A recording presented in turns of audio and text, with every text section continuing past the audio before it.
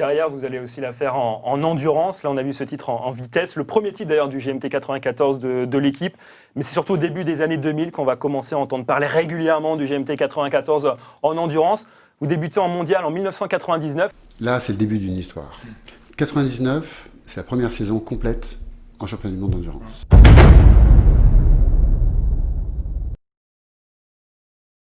Toujours cette 4e place au 24 heures du Mans, encore une autre.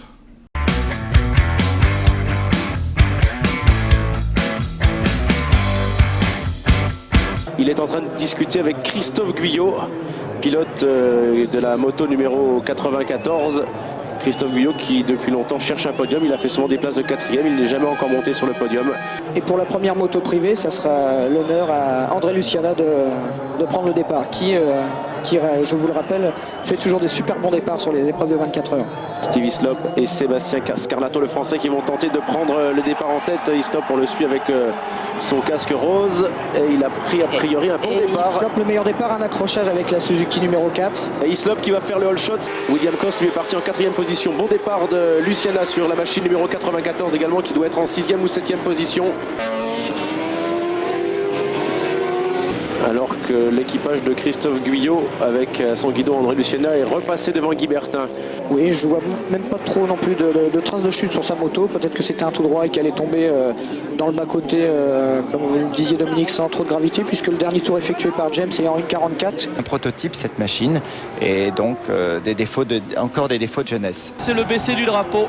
Victoire sans conteste possible pour cette Kawasaki officielle numéro 11 et derrière doublé Suzuki avec la numéro 4 et la numéro 2 pour les premiers privés, et la Kawasaki ZX numéro 94 devra se contenter d'échouer aux marches du podium juste à la 4e place. Donc les deux Suzuki donc aux 2e et 3e place, et puis premier pilote privé Christophe Guyot qui fait à nouveau 4e. Caramba, encore raté pour lui pour son podium, mais il est satisfait, il l'a dit, il est content, il est à sa place. Raté pas tant que ça, puisque c'est quand même une excellente performance pour cette écurie. Raté pour le podium parce qu'il le veut, ce podium. Raté pour le podium, mais il ne faut pas oublier qu'il y a quand même deux écuries de pointe devant lui, 2 écuries officielles. Mais pourquoi c'est pas une 4e place comme les autres? Avec Pirelli, grâce à Pirelli, je payais plus les pneus. Pour la première fois, j'avais plus de pneus à payer. Donc c'était soulagement. Et puis c'est le beurre à l'argent du beurre quand vous ne payez pas les pneus. Parce que vous en mettez tant que vous en voulez. Donc on peut changer à chaque relais.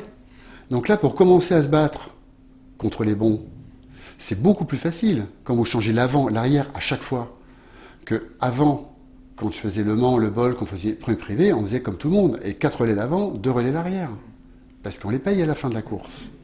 Là, c'est la première fois que je les payais plus. Donc, et donc c'était un moment, c'était super, vraiment super. Et cette année 99, ça a été comme ça tout le temps. Avec première pole en Allemagne. Il y a eu Steve Hislop, avec qui on a fait la première pole position du team. C'est un moment fort, Steve Hislop, et qui nous a apporté une pole.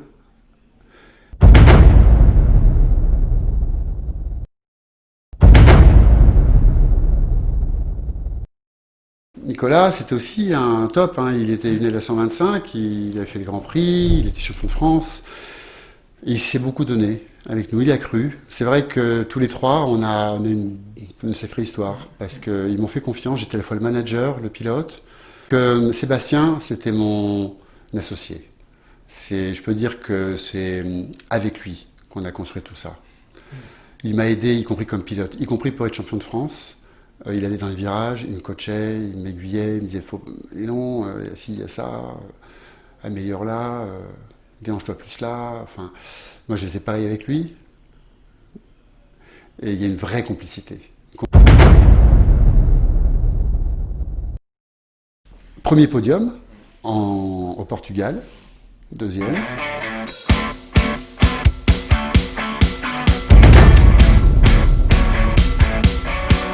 En 2000, il y a la première victoire aux 24 heures de Charles-Leben. Ah, ça, c'était un grand moment. Hein. Puis, Eurosport, Rémi Tissier et tout le tralala. Hein. C'était parti. C'est l'équipe de Christophe Guyot qui est en tête avec au guidon de la machine de la Kawasaki Sébastien Scarlato, le Scarlator qui avait pris le départ tout à l'heure. Et Sébastien Scarlato est en tête. la machine de tête, la 94, qui continue de caracoler en tête. Je vous rappelle que l'équipe de Christophe Guyot n'a jamais gagné encore d'épreuve d'endurance et c'est peut-être pour aujourd'hui. Et Nicolas Dussauge, a priori de dos ici, oui c'est bien lui. Et Christophe Guyot, le team manager à ses côtés. Toute l'équipe de Christophe Guyot. On voit ici le Scarnator, Sébastien Scarnato et son copain Nicolas Dussauge qui vont gagner dans quelques minutes. On se congratule déjà dans l'équipe de Christophe Guyot. La 94 en train de tourner presque déjà les tours d'honneur. Hervé Bazin, c'est également un grand succès pour Pirelli. On voit Pirelli marqué sur le carénage de la machine. Oui, c'est la première grande victoire en endurance pour Pirelli. Donc, chapeau à Eddie Robert, parce qu'il a apporté l'assistance qu'il fallait. Un grand bravo dès à présent à Christophe Guyot, parce que c'est un projet qui lui tient à cœur depuis de nombreuses années. L'année dernière, il a dit « Je veux être champion du monde » et ses objectifs semblent se réaliser tout doucement. C'est une victoire d'équipe, l'équipe de Christophe Guyot, il est team manager, il est pilote, il veut être champion du monde. C'est assez bien parti en tout cas, il fallait pour se la gagner, il gagne, il se relance pour le titre mondial, il a été champion de France Superbike, il compte bien être maintenant champion du monde d'endurance. Voilà, c'est terminé virtuellement. Et il va serrer la main de Stéphane Mertens, le Belge, et toute l'équipe, les rouges du GMT 94 qui sont là debout pour acclamer Christophe Guyot, Sébastien Scarnato et Nicolas Dussauge qui remportent les 24 heures d'Orscheleben. Guyot Motorcycle Team vient se placer entre ses pilotes avec 112 points, 5 points de retard pour le Guyot Motorcycle Team. Est-ce que l'année 2000 sera l'année du sacre pour le Guyot Motorcycle Team? On le souhaite tous, un team français champion du monde, ça serait vraiment une bonne chose, Hervé Bazin. Oui, ça serait injuste en retour des choses. Tout le travail effectué depuis des années doit payer et il commence à payer aujourd'hui. Tant mieux pour eux. Pas question de se rater pour le team Guyot qui joue le titre mondial d'endurance.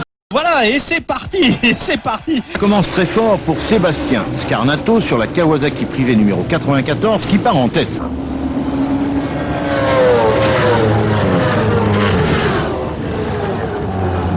Kawasaki 94 du team Guyot, la voici tournant comme une horloge, virevoltant avec bonheur au milieu des motos d'usine. Devenir champion du monde d'endurance moto, c'est net, ça donne des ailes.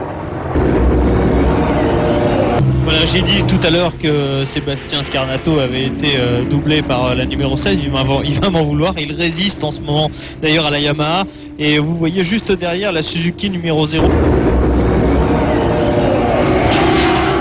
Des bouleversements au classement qui profitent à un équipage semi-privé. Guyot, Dussauge et Scarnato se retrouvent propulsés à la première place sur la Kawasaki GMT, un résultat qui tombe à point nommé. Une moto privée se retrouve en tête du bol d'or. Sachant qu'en plus, cet équipage numéro 94, le team Guyot, se bat pour le titre mondial, on est ici doublement heureux et aussi forcément doublement inquiet.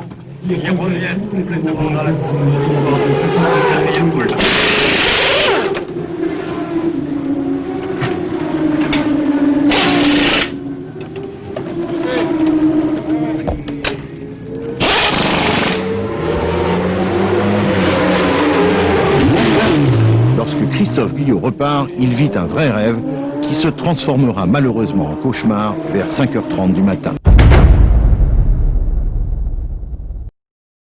Hélas, il ne faut pas parler trop vite. À 5h45, la bielle de la Kawasaki GMT est passée à travers le carter. La Kawasaki 94 du team Guyot a abandonné sur casse moteur.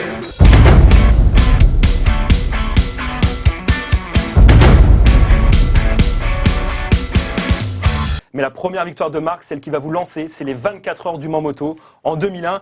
Une époque assez incroyable là aussi. Vous êtes pilote et team manager, on voit vos coéquipiers. Nicolas Dussauge au milieu, on a vu Sébastien Scarnato sur la droite. Équipe 100% privée, vous roulez Suzuki à l'époque. Cela fait 10 ans qu'une écurie privée ne s'est pas imposée au Mans. 3 fois 4e et 3e temps aux essais cette année, l'équipe de Christophe Guyot rêve d'un podium lors de cette 24e édition. C'est magnifique, c'est peut-être... On vit une année pour vivre ce moment-là en fait. On vit que pour vivre cet instant-là qui va durer 5 minutes. Après la course, ce sera de la souffrance parce que c'est une course de fou. Hein. C'est comme les courses d'endurance, c'est des courses un peu maso.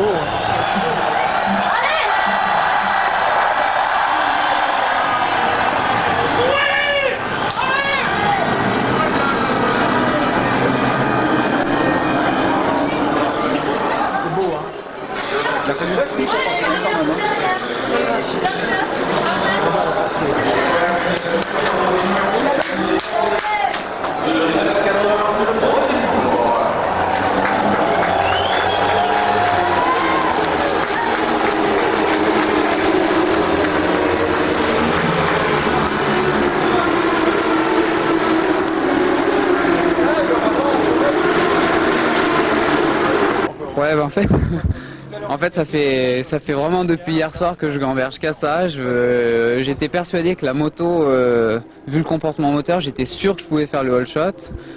Bon, je me suis un peu raté sur le lâcher d'embrayage, j'ai été trop pressé de partir. Et bon, heureusement, ils sont pas partis trop fort et j'ai pu repasser tout de suite et finir le premier tour en tête. Rapidement et logiquement, les deux machines officielles vont ensuite prendre le commandement devant la Suzuki numéro 94.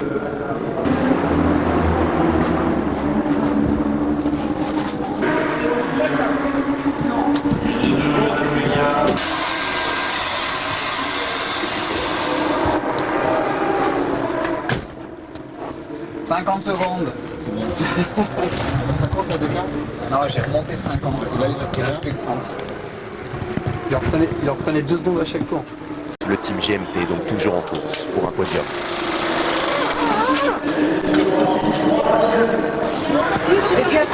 La nuit c'est sympa. Ça décuple les sensations de vitesse. Ce qui est bien, c'est qu'on est bientôt au tir de la course et pour l'instant, on n'a pas un petit souci d'étrier.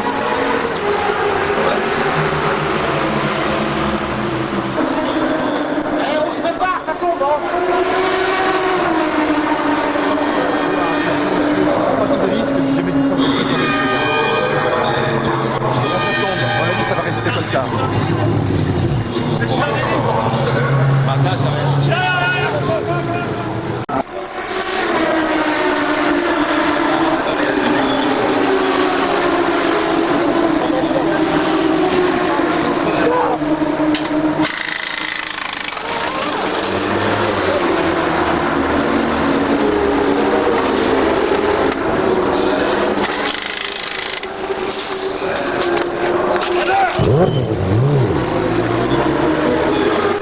On est équipé en Pirelli et pour l'instant on a que 2 choix de gomme sur les mêmes carcasses. Donc on ne peut pas vraiment se tromper et on a la chance que le pneu qu'on utilise il fonctionne à peu près bien partout. Maintenant c'est vrai que de temps en temps on se fait coller un petit peu, on n'est pas toujours aussi performant que les Michelin de développement et les teams équipés de Dunlop de développement parce qu'ils ont c'est vrai qu'ils ont une gamme de pneumatiques assez incroyable à gérer.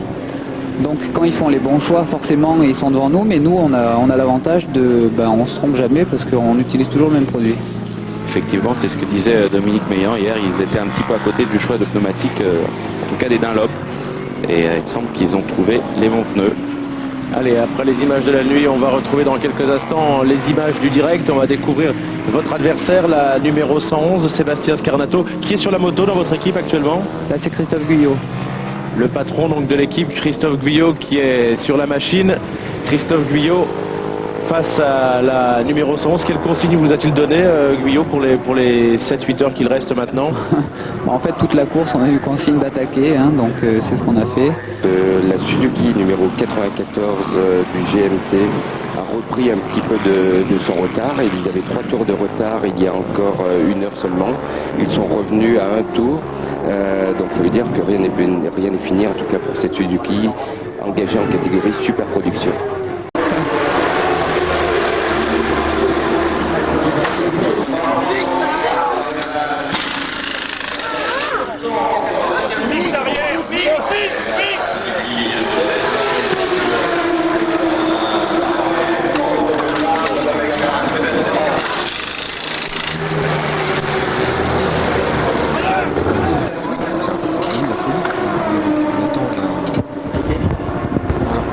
Vous avez le classement général, donc 1 tour d'avance pour la machine Superbike, la Honda bicylindre de Sébastien Charpentier, le pilote d'Angoulême qui est en tête comme l'année dernière avec son copain Fabien Forêt et Sébastien Gimbert. Mais Christophe Guyot, Nicolas Dussauge et Sébastien Scarnato espèrent toujours leur premier succès, en tout cas leur premier podium, puisqu'ils ne sont jamais encore dans leur histoire. Cette machine numéro 94, cet équipage, ces pilotes montés sur le podium. Et ce sera peut-être une grande première ici, une grande première au niveau de la machine également. De sorte que malgré tout, rien n'est joué, d'autant que l'écart s'est resserré par rapport à tout à l'heure. Mais la Suzuki 94 qui fait vraiment une très très bonne course depuis le début de l'épreuve. Et juste derrière, pratiquement à moins d'1 tour maintenant, à 55 secondes à l'issue du dernier ravitaillement. À l'aube, la Suzuki numéro 94 pointe en 2e position. Et écoutez, les événements se précipitent. C'est la numéro 111 qui vient de chuter. C'est la machine de tête qui vient de chuter. Alors là, peut-être le très gros rebondissement, Rémi. En direct, la moto de tête qui vient de chuter. Fabien Forêt qui était à son guidon et qui se fait piéger alors qu'il avait moins d'un tour d'avance. Au dernier pointage, il avait 1 minute 14 secondes d'avance sur la Suzuki de Christophe Guyot. Et le pilote français qui vient de tomber, Dominique Sarron. Oui, Fabien Forêt, on a vu à l'écran qu'il était très très vite. Il attaquait fort parce que la Suzuki était quand même sur leur talon. Il n'est pas reparti pour l'instant, Fabien Forêt. Et dans quelques instants, Nicolas Dussauge va prendre la tête des 24 heures du Mans Moto. Rappelons que l'équipe de Christophe Guyot n'a jamais fait un podium ici. Pour l'instant, ils vont être en tête dans quelques instants, Philippe Monneret. Il va falloir savoir si cette Honda a souffert dans cette chute. Une chute à faible vitesse au virage du raccordement. C'est un virage les plus lents du circuit. Mais tout à l'heure, Sébastien Scarnato nous disait que la piste était très très piégeuse, très délicate. Et là, on vient de le voir avec Fabien Forêt qui a été à la faute. Plusieurs pilotes, dont Bernard Casal le premier, nous avait dit qu'il y avait carrément de la mousse dans les rigoles tellement il a plu depuis plusieurs semaines ici dans la région de la Sarthe. Oui, apparemment il a un problème de démarreur, il essaie de la remettre en route à la poussette. Heureusement pour lui, il n'est pas très très loin du stand, donc il va pouvoir rentrer assez rapidement. Pendant ce temps-là, on s'est arrêté dans l'équipe de Christophe Guyot et a priori c'est... Ah non, il n'a pas pu repartir, Fabien Forêt. Alors, il faudrait qu'il pousse la machine, il est tout près des stands. Une petite poussette d'environ 50 mètres et les mécanos dans la ligne droite de décélération vont pouvoir venir l'aider à pousser. Il est en train de pousser les derniers mètres juste devant nous, Fabien Forêt. Ça va resserrer, vraiment ça va relancer cette course. Voilà la Suzuki.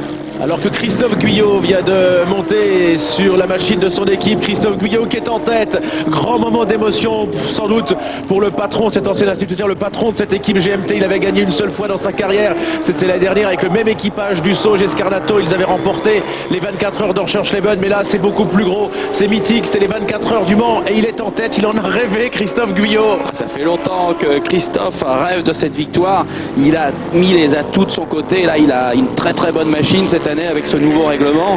Ils n'ont pas commis d'erreur et c'est vraiment une course très sage mais très rapide qu'ils ont fait depuis le début de cette épreuve.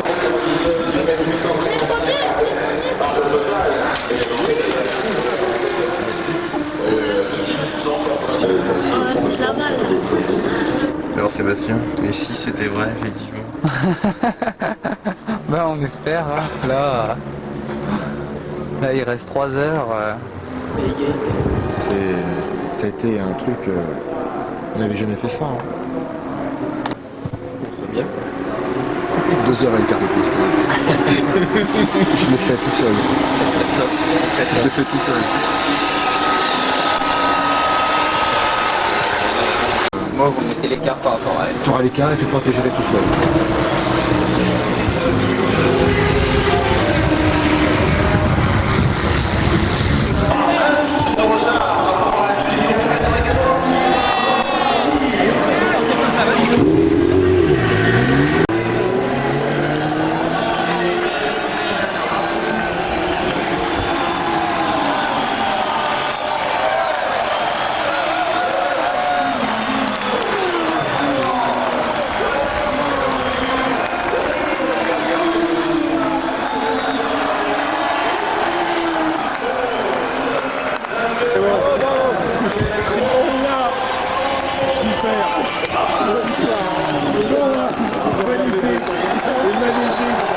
On voit ici l'émotion de Christophe Guyot, pilote et patron de l'équipe victorieuse, un ancien instituteur qui a fait de son écurie de course un tremplin pour l'insertion des jeunes. Et la victoire revient alors à l'équipage Scarnato Dussauge Guyot. Après 759 tours, c'est la première fois depuis 10 ans qu'une équipe privée s'impose.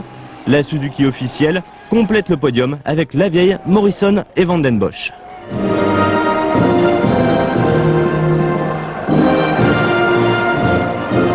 L'émotion était telle que du coup, j'arrivais plus à mettre en avant ce pourquoi on était là. Avec nous, tout est possible. Donc c'est ce que j'écrivais sur mes posters depuis tellement longtemps. Et là, je grimpais les marches avec tout ce monde derrière, tout ce monde devant. Et j'arrivais pas à dire autre chose que c'est incroyable. Et on vous voit sur le podium, vous remportez ces 24 heures du Mans en étant 100% privé avec cette double casquette pilote team manager. devant 2 équipes officielles, le CERT sur la 3e marche du podium. On aperçoit d'ailleurs Dominique Mélian au milieu de ses pilotes. 2e marche du podium, regardez, on aperçoit un jeune Sébastien Charpentier. C'était avant ses 2 titres de champion du monde Super Sport. Un Sébastien déçu, pilote officiel. Vous, c'était la victoire, vous aviez gagné l'année d'avant en 2000. Mais là, vous êtes battu par une équipe 100% privée. C'est pour ça qu'on vous voit dépité sur le podium. On était aussi très contents pour Christophe et toute son équipe parce que pour une équipe privée, ils avaient fait un travail remarquable. Et c'est vrai que je me rappellerai toute ma vie, et je l'entends encore dans mon oreille, de dire c'est la GMT 94 qui prend maintenant la tête de la course. Et là, waouh, je regarde, je dis mais il reste plus beaucoup de temps. Bon, on a tout fait, mais c'était trop tard, quoi. Il restait... À combien on termine, Christophe? Mais c'était la première fois qu'on battait le record de distance entre le premier et le deuxième. C'était 1 minute et quelques. Lors de nos 3 victoires en 24 heures, on a toujours réduit ce temps. Et à l'époque, c'était déjà le record. Donc, on termine dans le même tour. Et t'étais à un peu plus d'1 minute. Mais c'était une folie, quoi. Il nous reste 1 minute. Il restait rien. Cette période, team manager, pilote, on voit plus ça actuellement en endurance. Comment vous faisiez? Parce qu'il faut avoir à la fois la proximité avec ses coéquipiers, mais également une distance, parce que vous êtes malgré tout leur patron. C'est vrai qu'aujourd'hui, je me demande comment c'était possible, mais d'abord un kiné qui m'a beaucoup aidé parce que j'étais, je me faisais masser avec les oreillettes sur la table et puis il fallait diriger. Non, mais de toute façon, j'étais déterminé, je voulais gagner absolument. On était parti 3e sur la grille de départ, on était performant, on voulait montrer qu'on pouvait être bon. D'ailleurs, Scarnato boucle le premier tour des 24 heures en tête. On a toujours été là. Christophe Guillot est quelqu'un de très très motivé, très bon pilote. Et c'est vrai qu'il a mis en place un team qui est devenu maintenant très très performant. Et il est souvent en phase avec Dominique Mélian justement pour essayer d'encore améliorer le fonctionnement de son team. C'est vraiment quelqu'un de...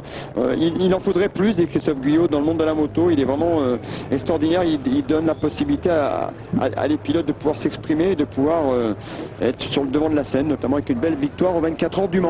Allez, on passe à la moto. C'était donc dimanche dernier sur le circuit Bugatti du Mans. L'équipage Sébastien Scarnato, Nicolas Dussauge, Christophe Guyot remporté la 24e édition des 24 heures du Mans au guidon d'une Suzuki privée. Vous l'emportiez face aux usines. Quand vous revoyez ces images, Christophe, qu'éprouvez-vous?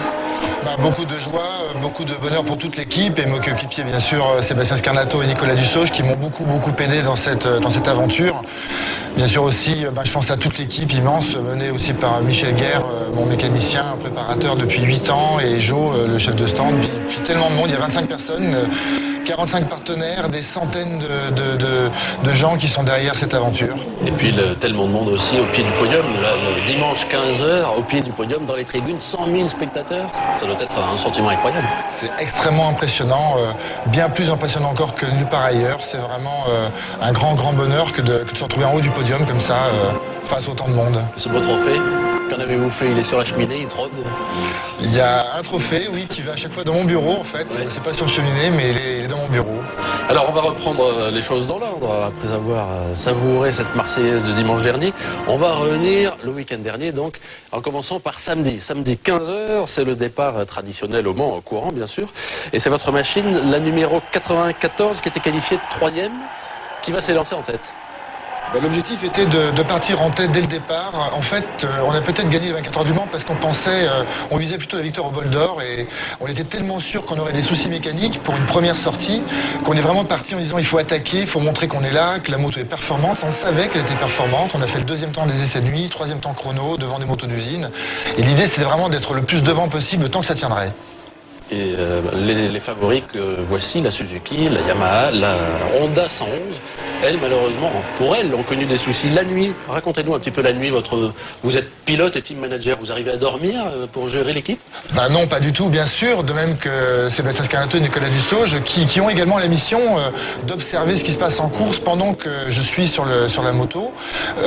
C'est aussi une stratégie d'équipe. On se concerte entre nous, savoir ce qu'on va faire, s'il faut attaquer, pas attaquer, mettre des pneus mixtes, des pneus pluie. Alors ça, regardez bien, c'est dimanche matin, la pluie est apparue.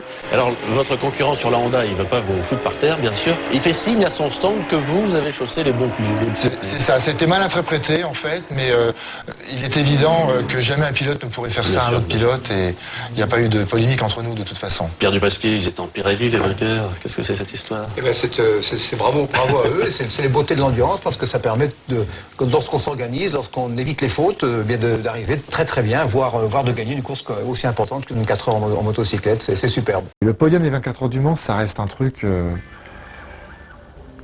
Enfin, tous ces spectateurs, je sais pas combien ça fait, c'est fou.